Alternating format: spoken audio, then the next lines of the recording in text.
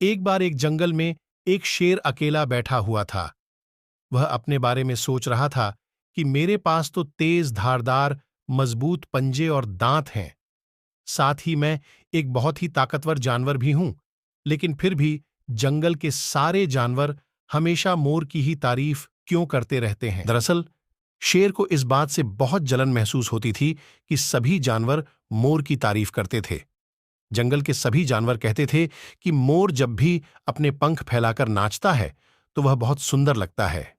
यही सब सोचकर शेर बहुत दुखी हो रहा था। वह सोच रहा था कि इतना ताकतवर होने और जंगल का राजा होने पर भी कोई उसकी तारीफ नहीं करता है। ऐसे में उसके इस जीवन का क्या मतलब है? तभी वहां से एक हाथी जा रहा था। वह भी काफी दुखी था। जब शेर ने उस दुखी हाथी को देखा तो उससे पूछा, तुम्हारा शरीर इतना बड़ा है और तुम ताकतवर भी हो, फिर भी इतने दुखी क्यों हो? तुम्हें क्या परेशानी है? दुखी हाथी को देखकर शेर ने सोचा कि क्यों ना मैं इस हाथी के साथ अपना दुख बांट लूं।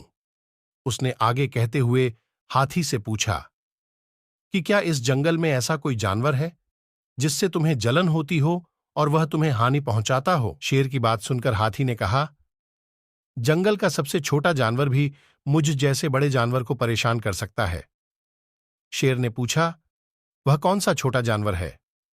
हाथी ने कहा, महाराज, वो जानवर चींटी है। वह इस जंगल में सबसे छोटी है, लेकिन जब भी वो मेरे कान में घुसती है तो मैं दर्द के मारे पागल हो जाता हूं। हाथी की बात सुनकर शेर को समझ में आ गया कि मोर तो मुझे चींटी की तरह परेशान भी नहीं करता है, फिर भी मुझे उससे जलन होती है। ईश्वर ने सभी प्राणियों को अलग अलग खामियां और खूबियां दी हैं।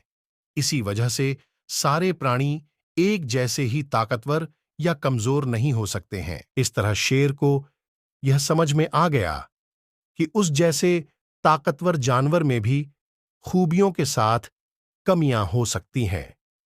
इससे शेर के मन में उसका खोया हुआ आत्मविश्वास फिर से बढ़ गया और उसने मोर से जलन करना बंद कर दिया।